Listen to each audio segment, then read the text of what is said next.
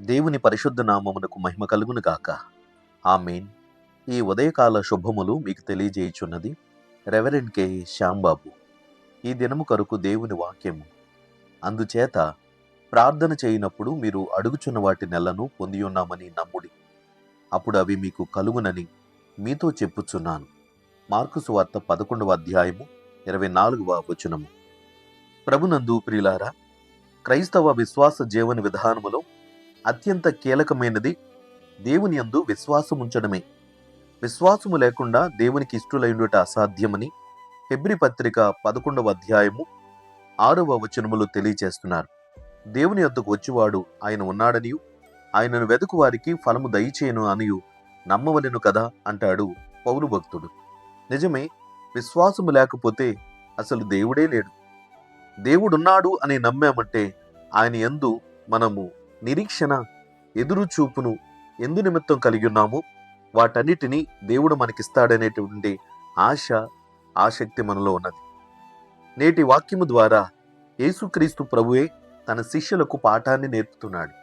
విశ్వాసము లేనటువంటి గంటల తరబడి ప్రార్థన ప్రయోజనము శూన్యం. విశ్వాస సహితమైనటువంటి ప్రార్థన రోగమును స్వస్థపరచును. విశ్వాసముతో కూడిన ప్రార్థన ఘనమైన గొప్ప కార్యాలను అనుభవించినట్లుగా చేయును. విశ్వాసం అనేది దేవుని యందు మన ప్రగాఢమైనటువంటి భక్తిని వెలుగుచ్చేటటువంటి ఆధ్యాత్మికమైన నిదర్శనం అది. కనుకనే యేసుక్రీస్తును గురించి పౌలు భక్తుడు హెబ్రీ పత్రిక 12వ అధ్యాయములో ఈ మాటలను తెలియచేస్తాడు. విశ్వాసమునకు కర్తయు దానిని కొనసాగించువాడైన యేసు వైపు చూడాలి అని. కాబట్టి మన ఆత్మీయ జీవితమునకు యేసుక్రీస్తునందల విశ్వాసము ప్రాధాన్యమైనది అని మనము నమ్మవలసిన అవసరం ఉన్నది. యోహాను సువార్త 14వ అధ్యాయము 1వ వచనములో యేసు ప్రభు చెప్తాడు, దేవుని యందు విశ్వాసముంచున్నారు, నా యందును విశ్వాసముంచుడి అని. కాబట్టి యేసుక్రీస్తునందు విశ్వాసము తండ్రి అయిన దేవునిని చేరేటటువంటి ఒక మాదిరి అయి ఉన్నది. కనుక క్రీస్తునందు విశ్వాసము ఉంచి మనము చేసే ప్రార్థన, ప్రయత్నాలు అన్నీ సఫలమవడానికి అవకాశం కలుగుతున్నది. అపోస్తులుడైన పౌలు రోమిలకు రాసిన పత్రిక 10వ అధ్యాయములో 12వ వచనములో ఈ మాట అంటాడు, యూదుడని గ్రీసు దేశస్థుడని భేదము లేదు, ఒక్క ప్రభువే అందరికీ ప్రభువే అయ్యుండి తనకు ప్రార్థన చేయ వారందరి ఎడల కృపచూపుటకు ఐశ్వర్యవంతుడై ఉన్నాడు. ఎందుకనగా ప్రభు నామమును బట్టి ప్రార్థన చేయవాడెవడో వాడు రక్షింపబడును. వారు విశ్వసింపని వానికి ఎట్లు ప్రార్థన చేయుదురు, వినని వానిని ఎట్లు విశ్వసించుదురు అంటాడు. కాబట్టి మనము విశ్వాసముతో దేవునిని కొలవాలి అనంటే దేవుని వాక్యాన్ని మనం వినాలి. అదే రోమా పత్రిక 10వ అధ్యాయములో 17వ వచనములో, కాగా వినుట వలన విశ్వాసము కలుగును, వినుట క్రీస్తును గూర్చిన మాట వలన కలుగును అని తెలియచేస్తున్నాడు.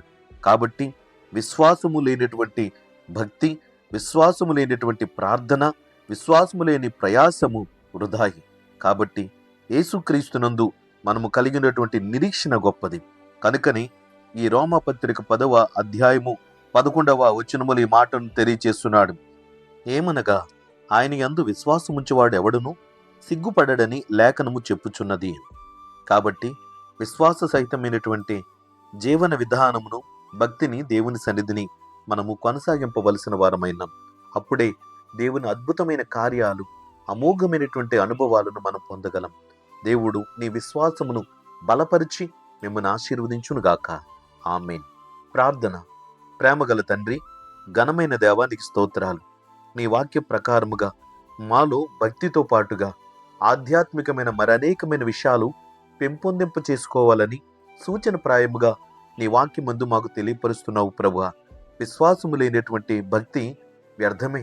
కనుక విశ్వాసముతో పాటు క్రియలు ఉండాలి, క్రియలతో పాటు నిరీక్షణ కలిగి ఉండాలని నీ వాక్యము ఒకదాని వెంబడి ఒకటి అనుసంధానము చేస్తున్నావు ప్రభు. స్తోత్రాలు దేవా. నీ వాక్యమును బట్టి మేము ప్రతి దినము మా యొక్క భక్తిని, విశ్వాసమును, నీ యందు నిరీక్షణను పెంపొందింపు చేసుకున్నట్టు కొరకు ప్రయత్నిస్తున్నాం ప్రభు. మీరు మాతో మాట్లాడే ప్రతి సంగతిని మా ఆధ్యాత్మికమైనటువంటి భావి జీవితమునకు ప్రయోజనకరమగినట్లుగా మేము వాటిని ధ్యానించి దేవా అనుసరించగోరుచున్నాము.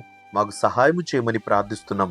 ఈ వాక్యము నాలుకిస్తున్న నీ ప్రియ బిడ్డలను ఇంకను భౌతికంగా, ఆధ్యాత్మికంగా బలపరిచి దీవించండి.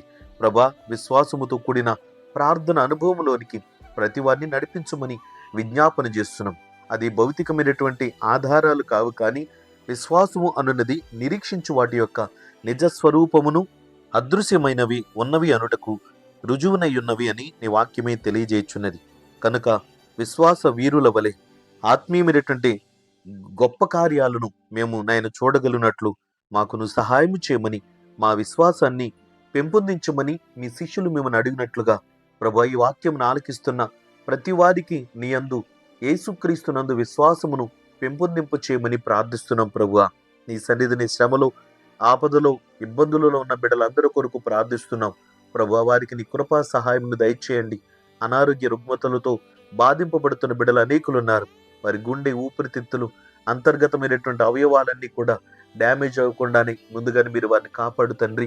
ప్రభా, ఎయిడ్స్, క్యాన్సర్, షుగరు, బీపీ, గుండె జబ్బులు, కిడ్నీ వ్యాధులు, అల్సర్, ఆస్తమా, నాయన ప్రభా, ఇంకా థైరాయిడ్, లివర్ ఇన్ఫెక్షన్, కిడ్నీ ఇన్ఫెక్షన్లు, బ్లడ్ ఇన్ఫెక్షన్లు, ఇంకా అనేక రకాలైన ఇన్ఫెక్షన్స్తో బాధింపబడుతున్న బిడ్డలున్నారు.